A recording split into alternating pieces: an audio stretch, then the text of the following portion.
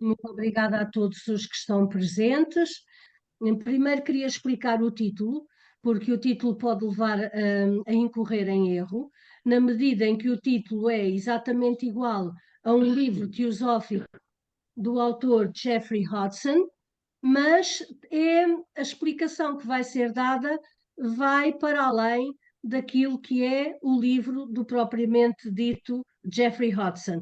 Apenas mantive o título, porque realmente isto vai ser uma aventura que tem a ver com a possibilidade de uma cooperação entre seres humanos e seres da linha angélica ou da linha dévica.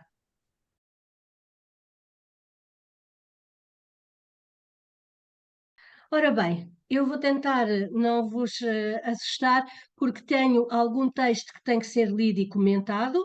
O Carlos Guerra fez o favor de me enviar um livro que, quando eu já tinha as minhas ideias formuladas de uma determinada maneira, cheguei à conclusão que aquele livro tinha partes interessantíssimas para serem abordadas nesta conferência. E esse livro é o livro do Rupert Sheldrake, que é um cientista e um autor teósofo muito conhecido vosso, juntamente com um sacerdote, Matthew Fox, com quem ele tem feito várias incursões entre a física e a espiritualidade. Mas para começar do princípio, a fraternidade de anjos e de homens, já expliquei de onde vem o título, embora não seja circunscrita a Jeffrey Hodgson, e nesta sessão o que vamos tentar abordar é os anjos nas várias religiões e tradições, os anjos na tradição cristã, os anjos e a atual ciência, e os anjos tal como são explicados na doutrina teosófica. E começo apenas por definição de anjo. Por acaso fui buscá-lo ao mesmo livro de que vos estou a falar, que se chama A Física dos Anjos. E então eles também, sendo ingleses, foram buscar a definição do Shorter Oxford English Dictionary, ou seja, um anjo é entendido como um espírito guardião, um mensageiro divino, normalmente é entendido como sendo de uma ordem espiritual superior ao homem em poder e inteligência. No entanto, eles servem Deus, servem e são mensageiros da divindade. Claro que também há todas as partes da Bíblia que se referem a anjos caídos, e chegaremos lá também para falar sobre isso. E também às vezes é atribuído o título de anjo aos pregadores, aos profetas, aos ministros da igreja, mas na realidade, a meu ver, é uma forma errónea de os apelidar, porque são homens, não é? Tocados pelo divino, mas não deixam de ser homens. A partir daqui vão surgir alguns diapositivos que têm citações do livro mencionado, que existe em português, aliás, existe em PDF, e que se chama A Física dos Anjos, uma visão científica e filosófica dos seres celestiais, que não deixa de ir beber à tradição cristã. Por isso é que eu fui cooptar de lá muitas partes. Ora bem, o que é que estes dois autores fazem? Para explicar a origem dos anjos de acordo com a tradição cristã, neste caso, vão começar com Dionísio o Areopagita, que nos explica a hierarquia dos anjos, como constituindo 3 ordens de seres diferentes e 9 coros distintos. Coros porque os anjos louvam permanentemente o divino e, portanto, quando estão em conjunto e são em números astronómicos, constituem coros e sinfonias maravilhosas de louvor. Então, na primeira ordem temos os serafins, os querubins e os tronos. Na segunda ordem, as dominações, virtudes e potestades. E na terceira ordem, os principados, arcanjos e anjos. E Dionísio até faz um esquema em que podemos ver a Terra no meio e depois, em círculos concêntricos, de baixo para cima, primeiro os anjos, correspondendo à Lua, depois os arcanjos, correspondentes a Vênus, os principados, correspondentes a Marte, as potestades, correspondentes a Júpiter, as virtudes, correspondentes a Saturno, as dominações com as estrelas fixas, os tronos e os querubins e os serafins. É qualquer coisa de tão elevado que já é difícil fazer a comparação. E sobre esta hierarquia que nos é proposta por Dionísio o Areopagita, dizem os dois autores: talvez a hierarquia intermediária dos anjos, dominações, virtudes e potestades, possa ser entendida como uma escala correspondente à ordenação dos céus, associada aos aglomerados galácticos, às galáxias, aos sistemas solares.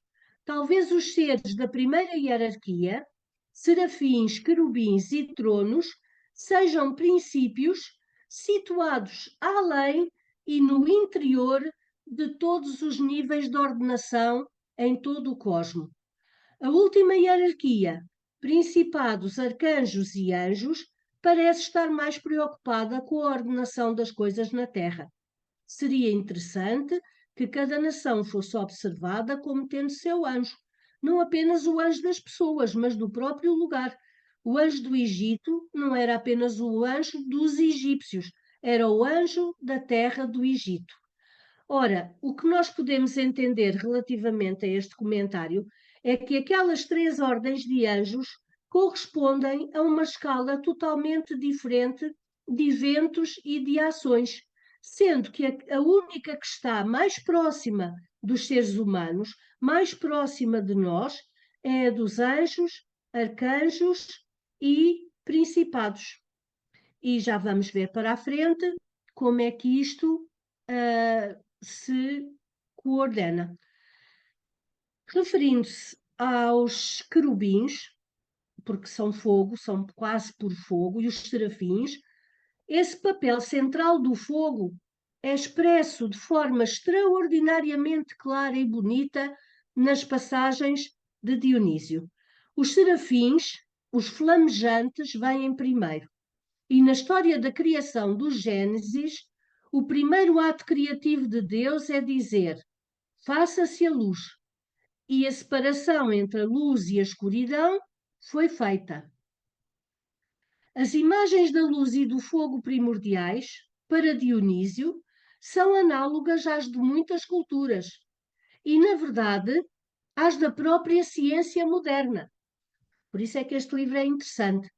Quando as pessoas tentam descrever esse principal evento criativo, elas costumam usar o nome de Big Bang, uma explosão original do mais intenso calor concebível. Ou então usam frases como a bola de fogo primordial. A cosmogonia moderna começa com esse calor ou fogo inconcebível, a partir do qual tudo passa a existir.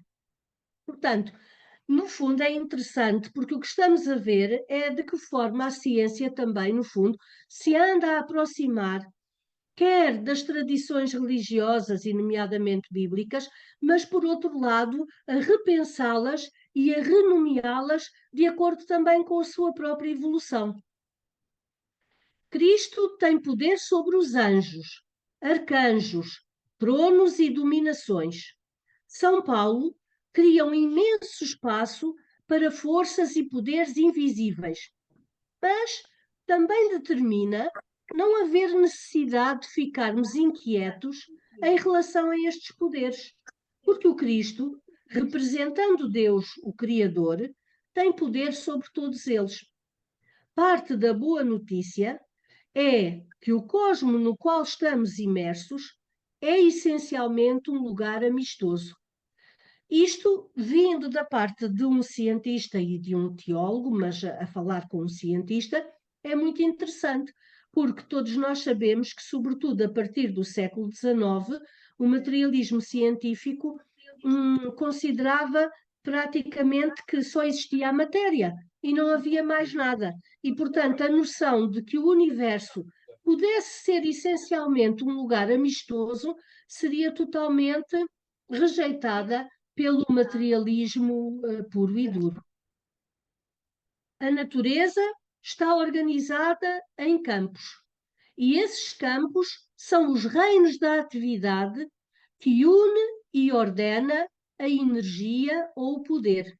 Se o poder divino flui por e para todas as coisas, se é a energia de tudo e se é canalizado por meio dos anjos, então os campos que possibilitam a esse poder assumir as suas formas diferenciadas estão associados à consciência e à inteligência. Os anjos são a consciência dos campos, operando em todos os níveis da natureza, como no fluxo dos ventos e nos poderes dos seres vivos, como os animais. Os poderes criadores da natureza estão associados à inteligência. Dionísio oferece uma imagem da natureza viva permeada pela inteligência diferenciada, pela consciência participando no ser divino. Ora, estas duas citações são muito importantes porque vêm exatamente ao encontro daquilo que é a doutrina teosófica, que no fundo nos descreve um mundo em que os vários reinos da natureza, todos eles são animados por seres da natureza que evoluem ao longo da linha de evolução angélica ou dévica e que aos diferentes níveis, aos diferentes reinos da natureza, trazem a sua inteligência e a sua capacidade de serviço para animar, alimentar, proteger e fazer crescer a própria natureza. O que Dionísio está dizendo vai muito além do animismo. Ele não diz simplesmente que toda a natureza está viva e que há almas animadas por toda a natureza. Se pensarmos em termos de campos, em vez de almas, as suas ideias demonstram não apenas que todas as coisas têm poder ou energia organizada em campos, mas que participam da consciência e da inteligência por meio dos anjos. E certamente, por meio dos anjos, participam da natureza divina. A energia e o poder deles também são participações na natureza divina, mediados pelas hierarquias angélicas, não como uma comunicação inconsciente de força, mas sempre guiados pela inteligência. Deixem-me dizer-vos que também a teosofia tem, em relação à questão da inteligência, uma teoria que a mim me parece muito lógica ou muito clara, porque para se perceber que é a inteligência que veio primeiro. Existe até um livro de um teósofo inglês chamado Intelligence Came First, do Sr. Lester Smith, salvo erro. Porquê? Ao contrário da ideia evolutiva, em que é através de uma espécie de seleção em que se vão eliminando todos os fracos, a inteligência já lá estava no início. Já lá estava no início e é a inteligência que vai escolhendo e que vai aperfeiçoando aqueles corpos, aqueles cérebros, aqueles veículos que são, a pouco e pouco, cada vez mais adequados para a expressão não só dos vários reinos da natureza, mas no caso da humanidade, de uma inteligência que depois já possa tocar a intuição, o amor, a caridade, as virtudes, tudo aquilo que é divino. Portanto, por exemplo, uma das coisas que é mencionada nesse livro teosófico é que, por exemplo, os animais que vivem em sítios como seja o fundo do oceano são cegos porque não precisam de olhos. Mas se eles de repente começassem a viver numa localização onde essa função fosse necessária, ela seria criada para permitir essa função. Ou seja, a inteligência vem primeiro e, portanto, esta ideia que já vem desde Dionísio Areopagita, de que os anjos constituem mensageiros, mas também uma espécie de plano intermédio, cujos campos eletromagnéticos nos ajudam a evoluir, parece-me extremamente interessante. E Matthew, que é dos dois autores, o teólogo, diz: isso lembra o que disse Eric antes. Deus é a mente do universo, que expande e cria sistemas auto-organizadores ou campos. Isso ressalta a imanência da mente e do propósito divinos e, consequentemente, do amor, dentro de muitos, muitos campos nos quais vivemos, agimos e conservamos a nossa existência. Diga-se que Rupert Sheldrake é o cientista que tem falado nos campos morfogenéticos para explicar uma série de coisas que de outra forma seriam inexplicáveis pela ciência, como, por exemplo, o facto das memórias não estarem fisicamente dentro do cérebro, mas o cérebro ter acesso a elas, tal como um receptor pode ter acesso às ondas da televisão ou do rádio que lhe chegam, mas os programas não estão sediados no rádio ou na televisão, são cooptados através dos campos que estão à volta. Outro tipo de campos poderão ser, por exemplo, os padrões de comportamento, os padrões de memória, as galáxias, por exemplo, das famílias, as interações kármicas, todas essas coisas se organizam em campos. E também, no caso dos animais, enquanto permanecem em alma-grupo, os campos que gerem a inteligência, a aprendizagem, a evolução e o conhecimento desses animais. Rupert Sheldrake. São Tomás de Aquino oferece uma visão do universo regido pela inteligência e pela consciência, uma imagem muito diferente daquela que é retratada pela ciência mecânica, de um mundo inconsciente e animado e inanimado. E Matthew responde: e ele enfatiza a omnipresença dos anjos. Os anjos estão em todas as partes, onde quer que haja governo providencial a ser exercido. Isto quer dizer que os anjos podem agir em situações corriqueiras e de caráter individual, como na tradição dos anjos da guarda, ou na escala das nações, dos continentes, dos planetas, dos sistemas solar e galáctico. Ora, este governo providencial, o que é que significa?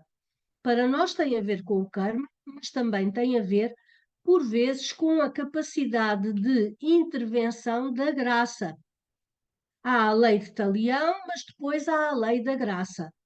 E, seja por méritos kármicos, seja porque existe essa oportunidade, por vezes as pessoas, ou os países, ou a natureza, podem ser salvos, podem ser ajudados. Então, nestes anjos de caráter providencial, temos, por exemplo, os anjos da guarda, mas já há bocado também se tinha falado nisso, existe a tradição dos anjos das nações e às vezes até dos continentes ou de determinadas localidades vastíssimas ou dos oceanos. E aí fui fazer uma pequena repescagem, não encontrei exatamente aquilo que queria, portanto, esta parte teve que ser tirada da Wikipédia, sobre o Anjo de Portugal, também conhecido como Santo Anjo da Guarda de Portugal, Anjo Custódio de Portugal e Anjo da Paz, que é uma das designações da entidade angélica, que para os hindus provavelmente seria um Deva, que protege a nação portuguesa. A crença em seres inteligentes, não corporais, extraterrestres, é muito antiga em todos os povos. Na Bíblia do Evangelho, aparece uma referência clara ao anjo da guarda de cada pessoa que cuida dela.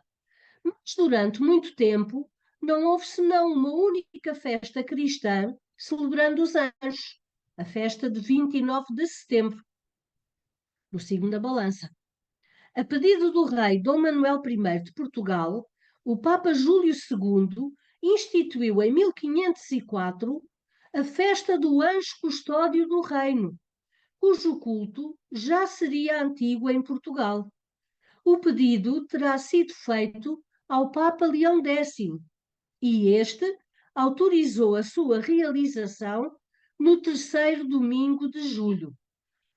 A devoção a este anjo quase desapareceu depois do século XVII, mas foi restaurada mais tarde, em 1952, quando mandada inserir no calendário litúrgico português pelo Papa Pio XII para comemorar o Dia de Portugal no 10 de junho. Ora, existem muitas imagens do Anjo de Portugal, algumas até em estátuas, como existe, por exemplo, a estátua do Anjo de Portugal em Fátima, que, de acordo com a história dos pastorinhos, foi um dos anjos que se comunicou com eles, mas eu pessoalmente gosto mais desta imagem, parece-me muito bonita por ter cor e foi esta que eu quis partilhar convosco.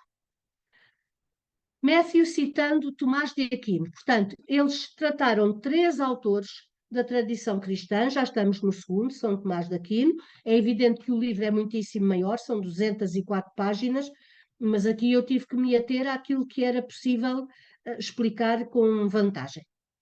Gosto da sua declaração extremamente direta, declaração de São Tomás.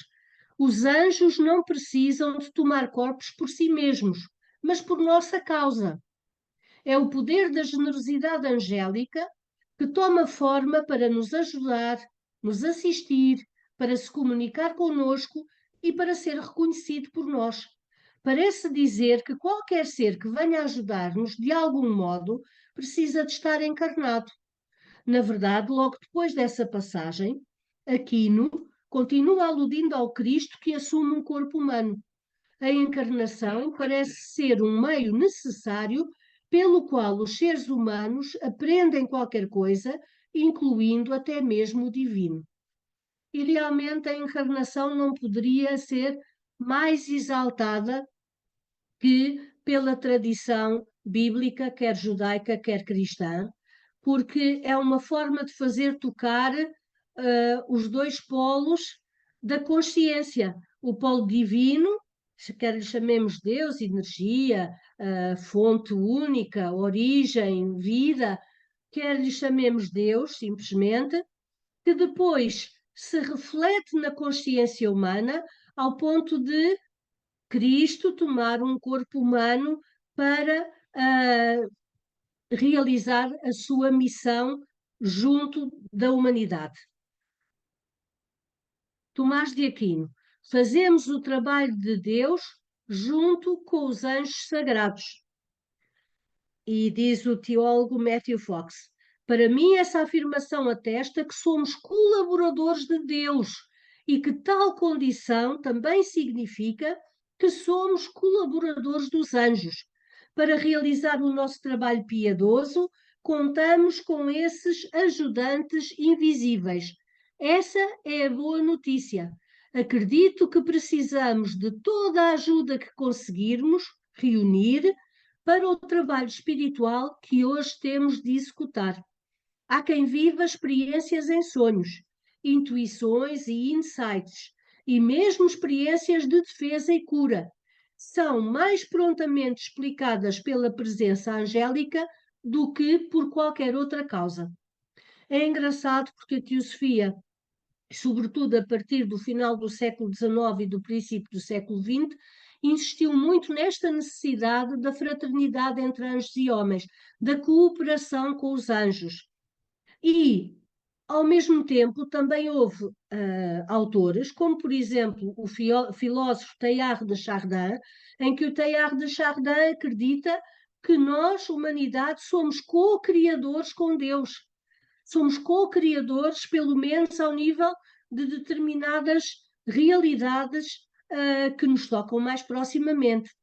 Portanto, vemos aqui que esta vertente da colaboração e da fraternidade entre anjos e homens parece, ao longo do século XX, estender-se não só da teosofia, da teologia, da filosofia, mas depois também através de muitos e muitos testemunhos de pessoas que foram ajudadas, defendidas ou tiveram experiências, seja na realidade ou em sonhos, intuições, insights, como diz o autor. E, aliás, existem muitíssimos livros. É evidente que alguns têm pouco valor e são comerciais, mas existem, por exemplo, coletâneas como uma investigação à existência dos anjos da guarda, do Jean-Pierre Jovanovich, ou, por exemplo, as mensagens dos anjos, livros da Teresa Cheung, que me parecem credíveis porque o que fazem é recolher centenas, às vezes milhares de testemunhos de pessoas que tiveram esses eventos, essas experiências nas suas vidas. Os assuntos com os quais Tomás de Aquino lida aqui em relação ao movimento dos anjos são similares às ideias estudadas pela teoria quântica acerca do movimento dos fotões e de outras partículas quânticas. Outra maneira de colocar esta questão é dizer que os anjos vivem no eterno presente. Se não há passagem de tempo para eles quando se movem, não são acometidos pelas investidas do passado e do futuro. Eles sempre existem no agora. E isso torna-os místicos por excelência, porque o místico em nós também vive no presente. E vamos ver de que forma é que Rupert Sheldrake vai equacionar esta semelhança entre anjos e fotões. Ele não está a dizer, atenção, que os anjos são fotões.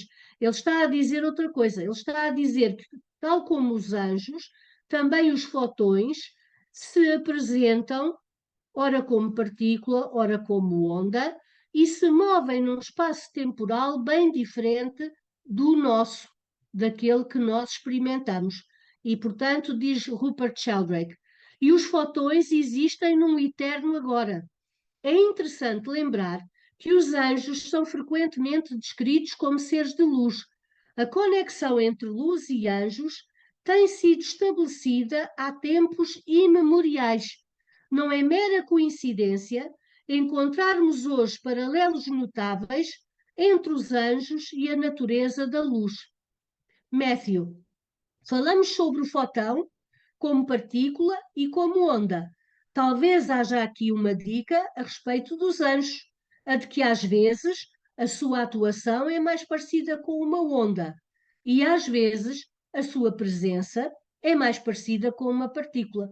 Digamos que os anjos normalmente estão como ondas, estão num campo energético ao qual nós não temos muito facilmente acesso, mas quando intervêm, tal como uma partícula que se concretiza e que se condensa, também eles têm depois uma intervenção no mundo humano ou na natureza. E como estava atrás dito que iríamos abordar a questão dos anjos maus, dos anjos bons, o que é isso, também estes autores falam sobre essa realidade. E citam Ezequiel. Em Ezequiel, Satanás é descrito como um querubim. Querubim quer dizer pleno de conhecimento. Serafim quer dizer aquele que arde em chamas ou que incendeia. Ou seja, o primeiro nome denota, então, conhecimento, o que é compatível com o pecado mortal. O segundo, ardor da caridade, que não é compatível com o pecado mortal. Onde é que os autores querem chegar? Também nós, na teosofia e nas tradições antigas, muitas vezes se diz que a mente é o assassino do real. É o assassino do real porque é ao nível da mente que surge a polaridade entre o bem e o mal, a necessidade de escolha, o hábito de rotular as coisas, a necessidade de retalhar para compreender, de meter em caixas, trabalhar com o lado do cérebro que é mais dado à intelectualidade e à dissecação do que com aquele outro lado do cérebro que nos remete para a meditação, para a sensação de unidade e para a epifania do amor, da intuição, da inspiração. Portanto, ele está a dizer realmente Lúcifer ou Satanás só poderia ser descrito como querubim, porque querubim, estando ligado ao conhecimento e ao poder, é muito mais passível de poder ser corrompido, neste caso pela sua própria soberba, pela sua própria arrogância, do que um serafim. que está sempre ao serviço. Um serafim está permanentemente em fogo, em louvor divino. Então eles dizem: esta é uma razão para chamar o primeiro anjo pecador de querubim e não de serafim. Na Bíblia, os nomes das duas ordens angélicas, serafins e tronos, não são nunca designados como demónios, pois dizem respeito a coisas incompatíveis com o pecado mortal. O ardor da caridade, no caso dos serafins, e a presença de Deus, no caso dos tronos. Mas os demónios, ou os tais anjos caídos, são chamados de querubins, potestades e principados, uma vez que esses termos denotam conhecimento e poder, que se manifestam tanto na esfera do iníquo como na esfera do bem. Como vimos, o pecado diabólico era o orgulho. Parte do nosso ser que se desliga da força de Deus na busca de conhecimento, poder e arrogância, está a desligar-se do mistério. Há nisso uma grande tristeza. Viver a vida apenas para resolver problemas pode levar ao distanciamento daquilo que viver a vida realmente significa. A vida tem muito mais a ver com viver no mistério do que com dominá-lo ou apenas resolver problemas. E entre os mistérios encontram-se os anjos. Ou seja, na realidade, os mistérios estão para além da mente. A mente é importante, a mente é imprescindível, mas é para além dela que nós podemos mergulhar na tranquilidade, na meditação profunda e entrar em contacto com o mistério. Matthew. E agora passamos para o terceiro autor analisado, que é Hildegarda von Bingen. Foi uma mulher absolutamente extraordinária para o seu tempo, aprendeu uma série de línguas, sabia ler e escrever, o que era muito raro naquela altura, e conseguiu chegar à abadesa, teve uma carreira religiosa que teve muita influência à sua volta, a tal ponto que ela não só era ouvida, mas era convidada pelos conventos masculinos para ir fazer as suas preleções e meditações, e para além de todo esse vasto conhecimento, era também uma mística extraordinária e uma extraordinária artista. Ela compunha, ela pintava, ela escrevia, havia iluminuras maravilhosas baseadas nas suas visões e diz Matthew, quando Hildegarda diz Deus criou a luz, iluminação invisível, mostra que esta não é como a luz do sol, pois o sol ainda não existia no momento em que Deus cria a luz. Também na nossa cosmogonia, o sol nem de perto é tão antigo quanto o universo. Geralmente pensamos na luz como aquela que é oferecida pelo sol, mas não é essa a ideia que Hildegarda tem da origem da luz, nem é essa tampouco a concepção contemporânea. Talvez tenhamos de imaginar um tipo diferente de experiência em relação à luz. E diz Rupert Sheldrake, talvez não seja impossível. Por meio da física, conhecemos muitas formas de radiação invisível. A luz visível é apenas uma pequena porção do espectro eletromagnético. Os radioastrónomos detectam ondas de rádio vindas de galáxias distantes e a radiação cósmica de fundo em microondas pelo universo todo é a luz fóssil proveniente do Big Bang, de acordo com a cosmologia moderna. Hildegarda von Bingen. Assim como o raio de sol introduz o sol, os anjos anunciam Deus por meio do seu louvor. E assim como o sol não pode existir sem a sua luz, Deus não é nada sem o louvor dos anjos. O cosmo todo entoou o cântico dos anjos, com harmonias maravilhosas. Os anjos anunciam, em cantos excelsos, a glorificação de Deus. Com júbilo indescritível, os espíritos abençoados, por meio do poder de Deus, exaltam as maravilhas que ele faz. O cântico de alegria e bênção que ressoa pelos céus. E assim introduzimos um elemento importantíssimo, que é o elemento de louvor, de dar graças, de manifestarmos também nós a alegria, o maravilhamento, o sentimento de profunda gratidão e realização por fazermos parte do todo e por o todo ser maravilhoso, para além de toda a compreensão e de todo o conhecimento que possamos vir a ter. Rupert, todo esse louvor é compreendido em termos de vibração. O som é vibrante, as chamas que cintilam são vibrantes. Agora analisamos cientificamente toda a natureza como vibrante. Tudo é rítmico, oscilatório, mesmo na essência do átomo. Mas em que sentido a atividade vibrante no universo poderia louvar a Deus? Se Deus ouvir o louvor de uma natureza vibrante ou sonora, como vai ele ouvi-lo? Ele não ouve com os ouvidos, mas talvez os nossos ouvidos possam fornecer uma analogia. Como funciona a audição? Funciona por ressonância. O tímpano vibra. Ele ressoa com qualquer som que o indivíduo ouvir. Para ouvir o som, temos que ter um modo ressonante de responder. E nós, tantas vezes no ramo, temos falado, por exemplo, da questão da ressonância, e até por vezes a questão da ressonância também nos ajuda a entender a operação do karma, porque basicamente é ação e reação, e tudo isso também é ressonância. Matthew, Lúcifer é o primeiro ser criado e parido na sua própria beleza e luz desmedidas. Mas, como ser de consciência, teve de tomar uma decisão. A decisão de louvar ou não louvar. Como disse Hildegarda, a sua arrogância germinou da sua própria radiância e do seu orgulho.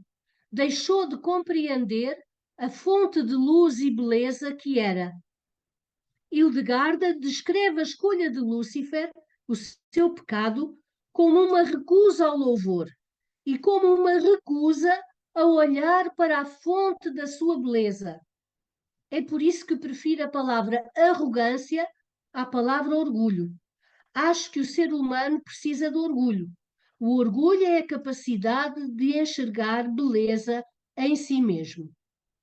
É evidente que na Teosofia também se fala de Lúcifer, e ainda no outro dia estávamos a falar sobre Lúcifer e chegamos à conclusão que muito provavelmente era necessária essa dicotomia, essa polarização entre bem e mal, para que simplesmente a manifestação se tornasse possível.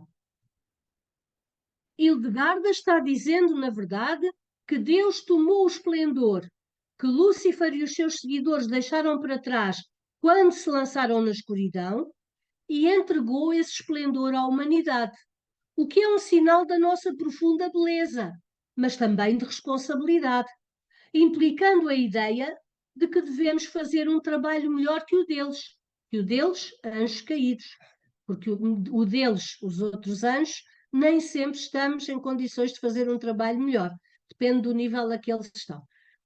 É interessante e surpreendente notar, e jamais vi isso nos textos de outros escritores, Hildegarda adiciona-nos como o 10º coro. 9 coros de anjos existem, e então nós, seres humanos, constituímos o 10º coro. Em vários lugares, Hildegarda refere-se ao 10 como o número de ouro. Também o era para os pitagóricos. Então, certamente tem uma compreensão grandiosa do poder, da graça e da beleza do ser humano. Ela diz que recebemos o lugar e a honra dos anjos perdidos. Comunhão humana com os anjos.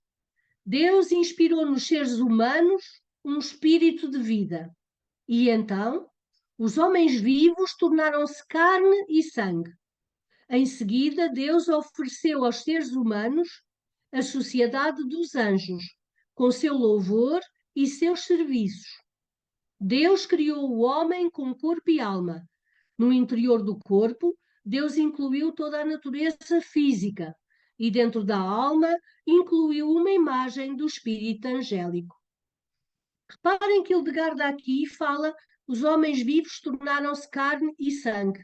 E, de certa forma, se nós formos olhar para a Eucaristia, no momento em que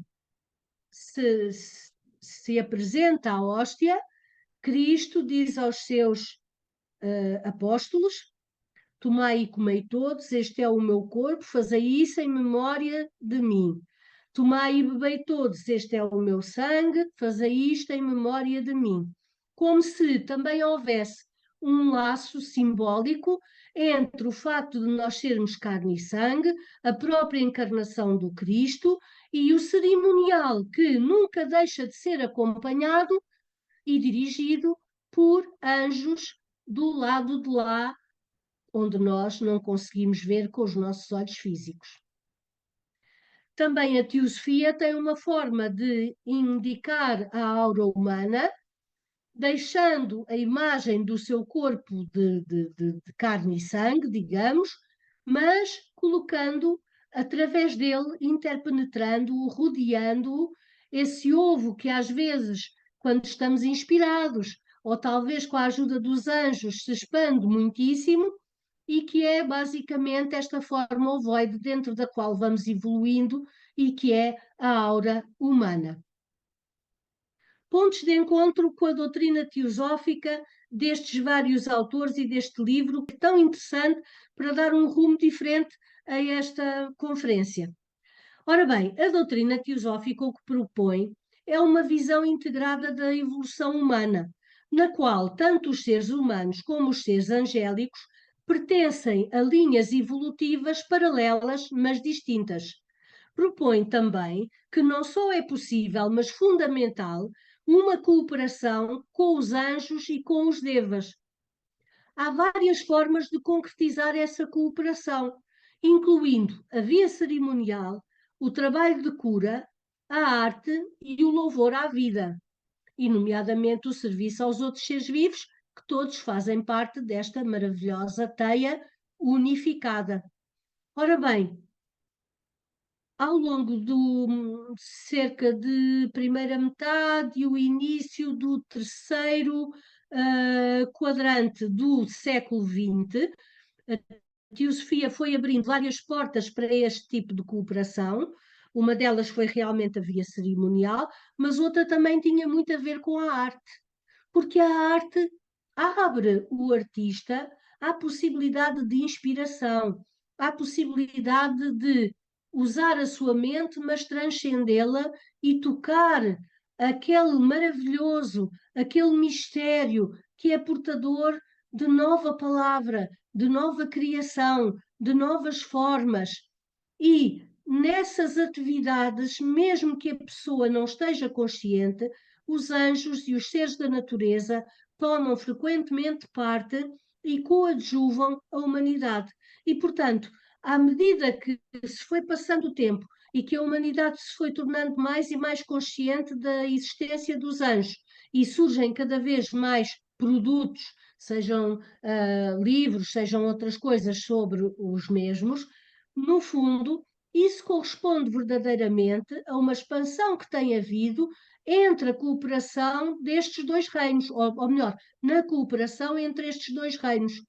Mas temos que usar, e a certa altura os autores também se fazem eco disso, temos que usar o nosso discernimento no tipo de literatura e de coisas que vamos buscar, porque se é verdade que há muitas coletâneas que são extremamente inspiradoras, porque mostram até que ponto é que este fenómeno tem se tornado conhecido da humanidade, há também muita coisa que é puramente comercial e que não merece, e que, aliás, muitas pessoas estão ricas à conta de imensas coisas que vendem sobre anjos, que nem sempre têm empréstimo nenhum e que os próprios autores duvidam que os anjos se revissem nesse tipo de atividade. Portanto, não quer dizer que não haja muitas coisas boas, temos apenas que usar o nosso discernimento naquilo que vamos ler e naquilo que vamos buscar. Isso Aliás, na Teosofia é sempre assim. Nós dizemos assim: nunca aceitem nada como se fosse dogma. Experimentem, leiam, reflitam, sintam, intuam e depois aceitem apenas aquilo que faz sentido para vós. Ora, voltando à Teosofia, o Sr. Ginara Jadasa, que foi um dos presidentes mundiais da sociedade e que foi um grande autor e conferencista teosófico, estabeleceu no seu livro Os Fundamentos da Teosofia vários esquemas indicativos da evolução da vida.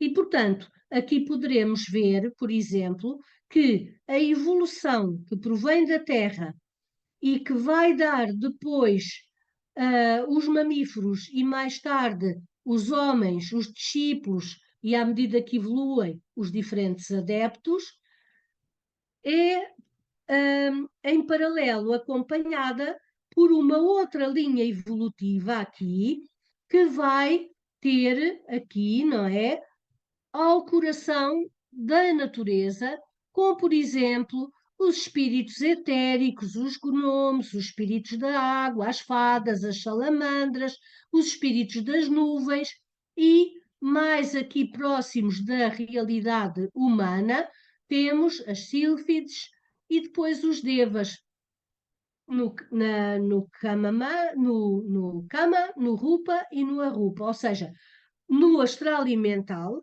que são devas que têm uma evolução semelhante à dos homens, depois os Rupa Devas que ainda têm forma e que são mais avançados e cuja evolução será mais próxima, em princípio, dos discípulos, daqueles que já estão iniciados ou que já entraram na corrente, e finalmente os Arupa Devas que já não necessitam de assumir uma forma. Ginarajadasa também nos prodigaliza um outro esquema com os vários tipos de evolução, que vai aqui desde os elementos químicos, a vida celular e a vida mineral e elemental, na base das duas linhas evolutivas, e parece haver aqui uma comparação entre aquilo que na humanidade foi a vivência como essência elemental, já a evolução dévica estava no reino mineral. Quando a onda de vida passou para o reino mineral, a evolução dévica estava no reino vegetal. Quando a evolução humana surgiu numa roda vegetal, já os espíritos da natureza estavam no reino animal. E aquilo que corresponde ao reino animal corresponde neles aos espíritos da natureza. Os humanos correspondem aos espíritos da natureza astrais e também alguns anjos que chegam até ao homem para ajudá-lo ou para inspirá-lo, e finalmente os homens perfeitos comparáveis à evolução de um anjo com A grande ou um Deva. E ainda nos fornece um terceiro esquema, habitantes dos três mundos, em que vemos que no plano físico os homens, as plantas, os animais correspondem no fundo aos 7 subplanos do plano físico: sólido, líquido, gasoso, etérico, supraetérico, subatómico e atômico, e aí encontram-se também os espíritos da natureza.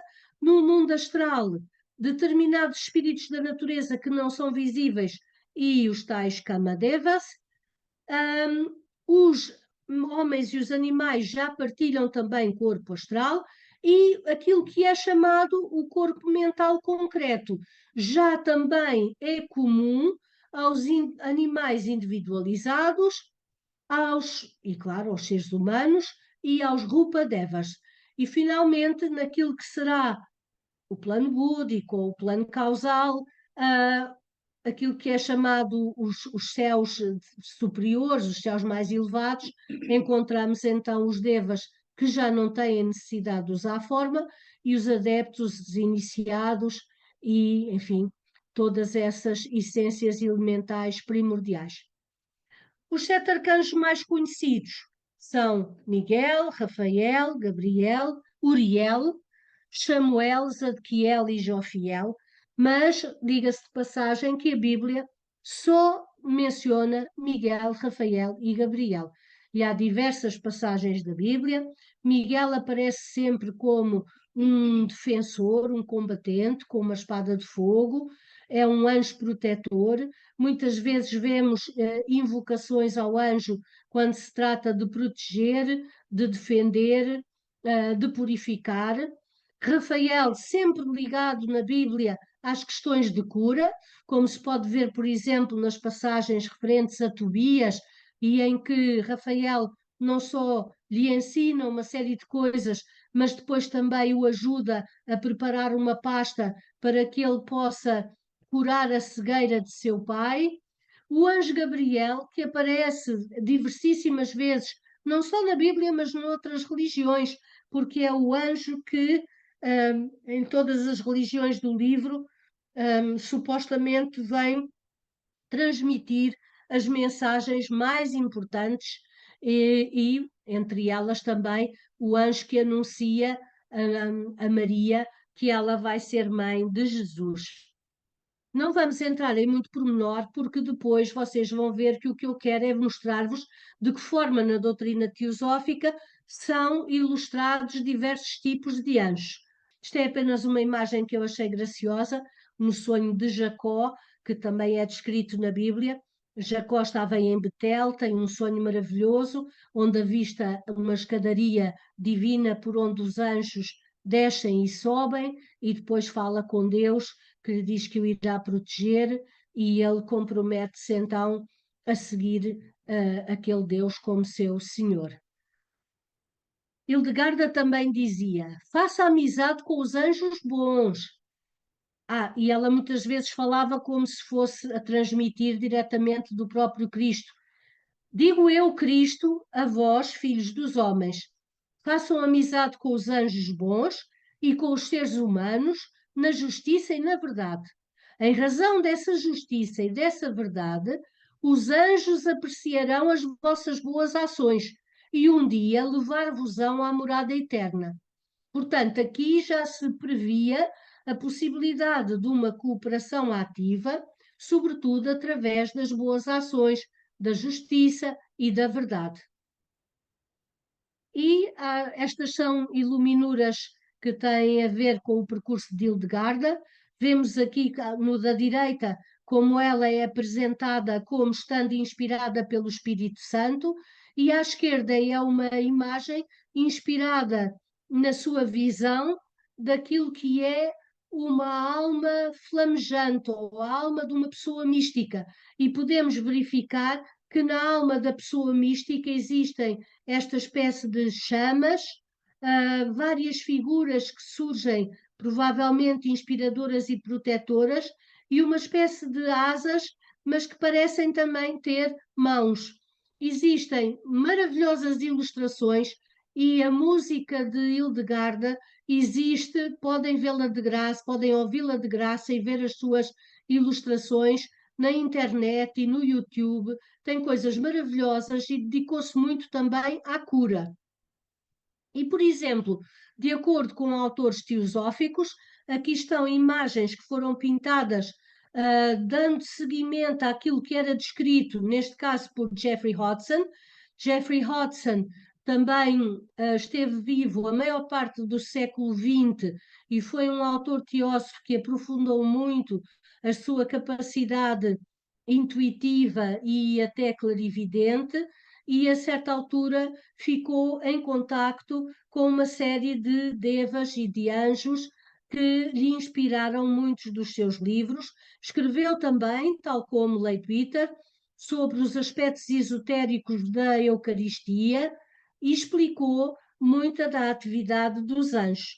Neste caso, no lado esquerdo temos um Deva Rosa, um anjo rosa, que está a transmitir cura através daquilo que poderia corresponder ao seu chakra coronal, desculpem, chakra cardíaco, a uma pessoa que está doente. E este será um Deva construtor de formas.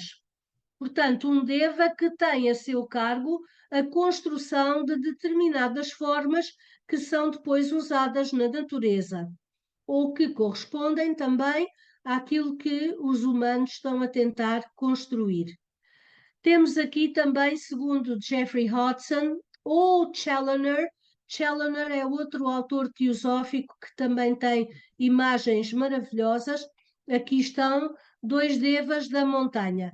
A ideia da teosofia é que não só existem realmente anjos da guarda e anjos das nações, mas também existem anjos de determinadas localidades e também anjos com determinadas funções. Ou seja, praticamente tudo aquilo que na humanidade pode constituir uma egrégora, ou se quisermos usar o termo do Rupert Sheldrake, um campo mórfico, quase tudo isso pode estar sob a proteção e sob a ajuda de um deva ou de um anjo. Aqui do lado esquerdo temos uma imagem que é atribuída à Mãe do Mundo, a Mãe do Mundo vista aqui no seu sentido divino, por isso está tão grande, ao pé dela a Lua e as estrelas parecem pequenas amostras, porque aqui estamos a falar da Mãe como Mãe cósmica, Mãe divina. E do lado direito, aquilo que foi dado a observar a Jeffrey Hodgson relativamente aos nascimentos. Na realidade, esse autor teósofo disse que ninguém morre nem nasce sozinho, porque por mais esquálidas que sejam as condições dessa morte ou desse nascimento, do lado de lá estão sempre anjos presentes. E esses anjos são representantes da Mãe do Mundo. A Mãe do Mundo como que envia para além dos anjos uma espécie de forma, pensamento de si mesma para acompanhar e inspirar e proteger durante o nascimento e também durante a morte. E aqui está outra imagem que por acaso tenho dúvidas neste momento se é de Hodgson ou se é de Challoner, mas é a imagem de um grande anjo de cura que foi visto num hospital irradiando a sua luz sobre uma das pessoas mais necessitadas de cura. E aqui outra imagem que, salvo erro, aparece no livro Fraternidade dos Anjos e dos Homens de Jeffrey Hodgson, que é um livrinho pequeno, mas extremamente inspirador. Também existe em português, não sei, em PDF acho que é em inglês, mas em português também existe. E aqui está mais uma vez a tal imagem do nascimento. Portanto, aqui por baixo, no plano físico, estarão a mãe, a criança que está a nascer e quaisquer pessoas ou médicos que estão a ajudar. Entretanto, a Mãe do Mundo envia a sua forma de pensamento e os anjos que estão mais diretamente implicados neste processo ali estão a tentar transmitir, tanto à mãe como às pessoas que estão a ajudá-la, tudo aquilo que for útil para que este processo seja o mais benéfico possível, de acordo com o karma. Aqui temos duas imagens muito interessantes. Esta pretende ilustrar, penso eu, o encontro que Jeffrey Hodgson, um dia a passear num bosque, teve com o anjo que ele mais tarde chamou Anjo Bethesda. E esta é outra visão que ele teve, por exemplo, de um espírito da árvore, em que, se nós atentarmos bem, parece quase lembrar-nos da sarça ardente, que por vezes apareceu a Moisés e apareceu também aos pastorinhos e aparece a diversos místicos, e esta árvore está aqui iluminada como se, ao longo da verticalidade do do tronco, como se fosse uma espécie de coluna vertebral energética, houvesse aqui quase uns centros energéticos, quase como se fossem chakras. Achei esta imagem extremamente interessante. Aqui está outra imagem que Jeffrey Hodgson colocou num dos seus livros e que ele chama The Pointing Angel, o anjo que aponta, e que é aqui um símbolo muito mercurial, até tem o caduceu e as asas nas pernas e as pequenas asas também aqui saindo da cabeça, e portanto é por excelência um anjo de comunicação e de inspiração e de aspiração para que possamos ser inspirados. E a teosofia esclarece a experiência dos espíritos da natureza e a sua existência, e também em Portugal, no século XX, uma das secretárias-gerais da Sociedade Teosófica de Portugal foi a senhora Jeanne-Sylvie Lefebvre, que apesar de ser francesa, se radicou depois aqui em Portugal, teve uma influência grande na sociedade, foi uma pessoa estimada e escreveu vários livros, um dos quais inspirado em várias pessoas que ela conhecia. E vários dos capítulos deste livro são dedicados a esta menina Lenuxa, a pequenina que beijou uma rosa. E o livro foi ilustrado por outra pessoa, que não a Jeanne-Sylvie Lefebvre, penso que foi o Alberto Lacerda, que ainda era familiar da Lenuxa, e aparece aqui a menina que andava nos bicos dos pés para não magoar o chão, que beijava as rosas e até os caracóis que lhe apareciam no jardim, a menina que falava com a natureza e via os gnomos e as fadas, e depois faz uma viagem ao centro da natureza, onde se encontra com o rei dos gnomos e onde salva um peixe atirando-o de novo ao mar e depois consegue, sendo tão levezinha, atravessar a crosta terrestre para vir de novo juntar-se aos seus pais. Enfim, fica este apontamento ternurento. Algumas conclusões do livro de Matthew e Rupert. Precisamos avaliar o que podemos aprender com a nossa própria tradição sobre os anjos. O que é que Dionísio, o Areopagita, São Tomás de Aquino e Hildegarda de Bingen têm para nos ensinar sobre essas criaturas? Aqui estão algumas das lições aprendidas dos nossos diálogos. Os anjos são muito numerosos. Existem em números astronómicos. Há muitos outros tipos de consciência no cosmos, além da consciência humana. Os anjos estão presentes desde a origem do universo. Existem numa ordem hierárquica de níveis, aninhados dentro de níveis. São inteligências governantes da natureza. Têm uma relação especial com a luz, com o fogo, com as chamas e com os fotões. Há paralelos surpreendentes entre Tomás de Aquino e Einstein no que diz respeito à natureza dos anjos e dos fotões, na sua locomoção e no modo de se movimentarem, na sua perenidade e no seu desprovimento de massa. São musicais por natureza e trabalham em harmoniosa convivência uns com os outros. A maioria dos anjos é amistosa, mas nem todos. Cristo tem poder sobre todos os anjos. Mantêm uma relação especial com a consciência humana. Nós, seres humanos, ajudamos a conectar o mundo terreno com as inteligências cósmicas. Os anjos parecem ter existido um papel especial no nascimento da linguagem. Eles inspiram os profetas e despertam a imaginação e a intuição humanas, e assim amparam os artistas de modo especial. Os anjos maravilham-se conosco e as nossas ações, através deles, podem afetar todo o cosmos. O seu principal ofício é louvar.